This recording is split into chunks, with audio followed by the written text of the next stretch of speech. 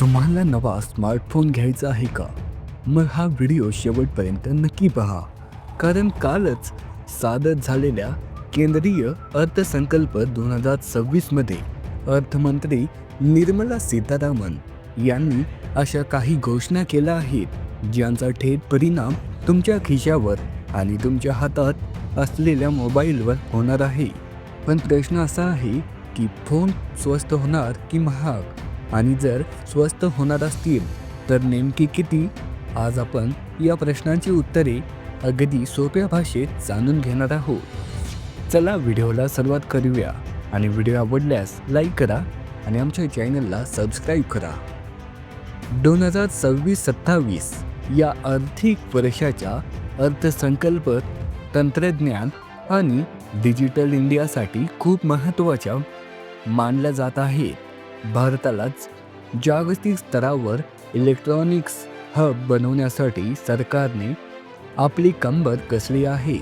या बजेटमध्ये electronics manufacturing विशेषतः स्मार्टफोन उद्योगासाठी मोठ्या सवलती जाहीर करण्यात आल्या आहेत. सर्वात मोठी आणि महत्त्वाची घोषणा म्हणजे कस्टम ड्युटी मधील कपात.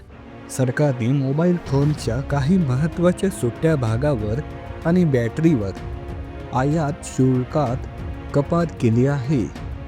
याचा अर्थ असा की स्मार्टफोन तयार करण्यासाठी लागणारा कच्चा माल आता स्वस्त दरात उपलब्ध होणार आहे. जेव्हा उत्पादन खर्च कमी होतो तेव्हा साहजिकच कंपन्या तो फायदा ग्राहकांपर्यंत पोहोचवतात. तज्ज्ञांच्या मते निर्णयामुळे मध्यम श्रेणीतील आणि प्रीमियम स्मार्टफोनच्या किमतीत 5 ते 10% पर्यंत घट पाहायला मिळू शकते.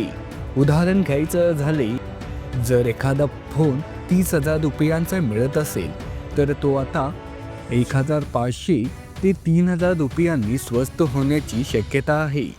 विशेषतः ॲपल, सॅमसंग आणि शाओमी यासारख्या कंपन्यांचे भारतात तयार होणारे मेड इन इंडिया मॉडेल्स अधिक स्वस्त मिळतात. आणखी एक मोठी घोषणा म्हणजे लिथियम आयन बॅटरी सेलावर शुल्कात दिलेली सवलत. आजच्या काळात स्मार्टफोनमध्ये सर्वात खर्चिक घटक म्हणजे त्याची बॅटरी असते आणि डिस्प्ले. सरकारने लिथियम आयन बॅटरी तयार करण्यासाठी लागणाऱ्या मशीन आणि कच्चा मालावरील सीमा शुल्क कमी केल्यामुळे केवळ स्मार्टफोनच नाही तर इलेक्ट्रॉनिक्स वाहने सुद्धा स्वस्त होण्यास मदत होईल. पण इथे गोष्ट लक्षात घेण्यासारखी आहे. जरी सरकारने करात सवलत दिली असली तरी जागतिक बाजारपेठेत चिपसेट आणि मेमरी चिप्सच्या किमती वाढत आहे. आर्टिफिशियल इंटेलिजन्स AI चिप्सची मागणी प्रचंड वाढली आहे. त्यामुळे काही तज्ज्ञांचे असेही मत आहे की कदाचित किमती खूप जास्त कमी होणार नाही, पण त्या स्थिर राहतील किंवा वाढणार नाही. हाच मोठा दिलासा आहे. या बजेटमध्ये सरकारने इलेक्ट्रॉनिक्स मॅन्युफॅक्चरिंगसाठी 40,000 कोटी रुपयांची तरतूद केली आहे. गेल्या वर्षी हा आकडा जवळपास 23 कोटीपर्यंत होता. म्हणजे सरकारने निधीत जवळपास दुप्पट वाढ केली आहे. याचा फायदा असा होईल की भारतात नवनवीन मोबाईल कंपन्यांचे कारखाने येतील, रोजगार वाढेल आणि सर्वात महत्त्वाचे म्हणजे जागतिक दर्जाचे स्मार्टफोन भारतातच तयार होतील, ज्यामुळे आपल्याला परदेशी ब्रँडसाठी जास्त पैसे मोजावे लागणार नाही. तसेच जे लोक परदेशातून स्वतःसाठी फोन घेऊन येतात त्यांच्यासाठीही आनंदाची बातमी आहे.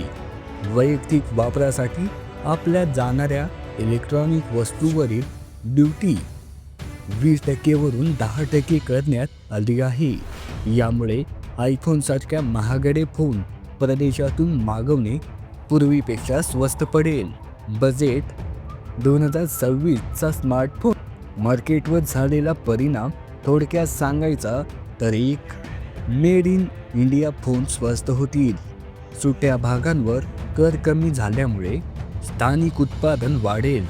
2, बॅटरीचे दर कमी होतील. लिथियम आयन सेलवरील सवलतीचा मोठा फायदा मिळेल. 3. प्रीमियम सेगमेंटमध्ये स्पर्धा वाढेल. किमती कमी झाल्यामुळे जास्तीत जास्त लोक फ्लॅगशिप फोन खरेदी करू शकतील. 4. नवीन कंपन्यांना संधी. 40,000 कोटींच्या पॅकेजमुळे भारतीय स्मार्ट असताना चालना मिळेल. हे नवे दर अधिकृतपणे 1 एप्रिल 2026 पासून लागू होतील. मात्र अनेक कंपन्या आपला मार्केट शेअर टिकवून ठेवण्यासाठी या सवलतीचा फायदा ग्राहकांना आधीच देण्यास सुरुवात करू शकतात. त्यामुळे जर तुम्ही नवा फोन घेण्याचा विचार करत असाल तर थोडे दिवस थांबणे तुमच्यासाठी फायदेशीर ठरू शकते. अखेर हे बजेट तंत्रज्ञानाच्या बाबतीत भारताला स्वावलंबी बनवण्याच्या दिशेने एक मोठे पाऊल आहे. यामुळे केवळ किमतीच कमी होणार नाहीत, तर गुणवत्तेतही सुधारणा अपेक्षित आहे. ही माहिती आवडली असेल तर लाईक करा, चॅनलला सबस्क्राईब करा आणि बेल आयकॉन प्रेस करा. धन्यवाद.